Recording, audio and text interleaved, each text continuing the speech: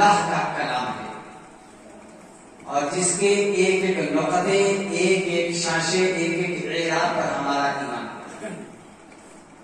اللہ کا قرآن ارشاد فرماتا ہے فَانكِحُوا مَا طَابَ لَكُم مِّنَ النِّسَاءِ مَثْنَىٰ وَثُلَاثَ وَرُبَاعَ فَإِنْ خِفْتُمْ أَلَّا تَعْدِلُوا فَوَاحِدَةً۔ اس کا بالکل سیدھا صاف و شفاف اردو ترجمہ یہ ہے کہ نکاح کرو ان عورتوں سے جو تجھے اچھی لگے، بھلی لگے، پسند آئے، دو دو، تین تین اور چار چار۔ اور اگر ڈر ہو کہ ان کے درمیان اگر آپ نے دو کری ہے یا تین کری ہے یا چار کری ہے تو ان کے درمیان عدل قائم نہیں رکھ پاؤ گے تو فواحدہ، بس ایک سے۔ یہ شادی کی بزم ہے۔ شادی کہتے کس کو ہے؟ شادی کی تعریف کیا ہے؟ علماء ربانی تشریف رکھتے ہیں شادی کی تعریف یہ ہے کہ فروغ نسل انسانی کا مہذب اسلامی طریقہ جو ہمارے بیچ رائج ہے، اس کو شادی کرتے ہیں۔ آبادی کو، نسل انسانی کو بڑھانے کا جو مہذب اسلامی طریقہ ہمارے درمیان رائج ہے، اسی کو شادی کہتے ہیں۔ اس کے متعدد اقسام ہیں۔ شادی کبھی فرض ہے، کبھی واجب ہے، کبھی سنت ہے، کبھی مکروہ اور کبھی حرام۔ اب یہ کس صورت میں فرض ہے، کس صورت میں واجب ہے، کس صورت میں مکروہ ہے، کس صورت میں سنت ہے اور کس صورت میں حرام، اس کو آپ سماعت فرما لیں۔ اگر کسی کو یہ یقین ہو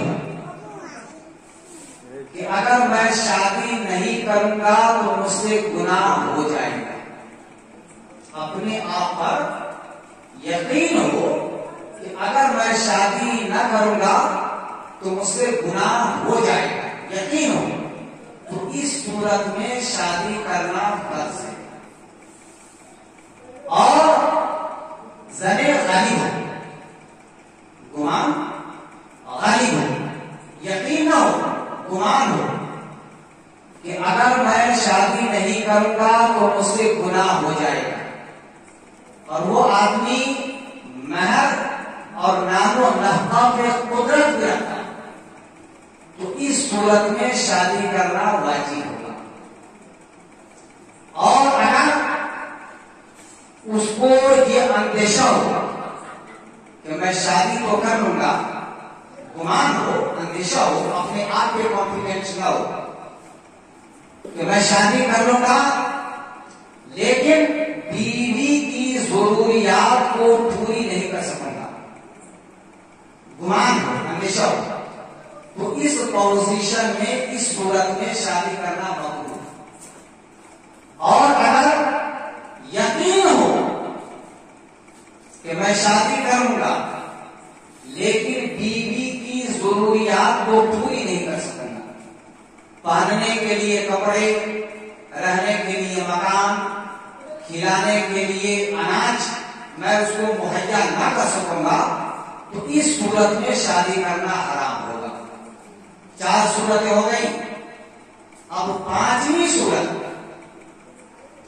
آدمی پہ بہت زیادہ شہوت کا غلبہ بھی نہ ہو، بہت زیادہ شہوت کا غلبہ بھی نہ ہو، اور وہ نامرد بھی نہ ہو، اور مہر اور نفقہ پہ قدرت بھی رکھتا ہو، مہر و نفقہ پہ قدرت بھی رکھتا ہو، تو اس صورت میں شادی کرنا سنت مؤکدہ۔ 5 صورتیں سمجھ میں آ گئی؟ آگے سمجھ میں؟ شہوت کا بہت زیادہ غلبہ بھی نہ ہو اور وہ نامرد بھی نہ ہو، مرد ہو، اور مہر اور نفقہ، رہنے کا مکان، کھانے کے لیے اناج، غذائیں، پہننے کے لیے کپڑے دینے کی طاقت و قوت بھی رکھتا ہو، تو اس صورت میں شادی کرنا سنت مؤکدہ ہے۔ اور سنت مؤکدہ اس پوزیشن میں شادی کرنا، اب اس کی بھی دو صورت ہے۔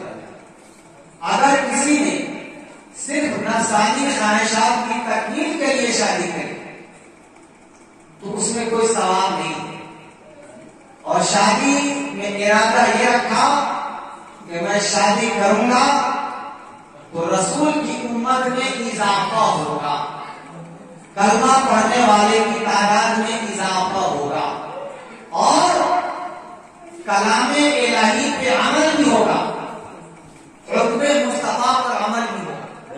تو اس پوزیشن میں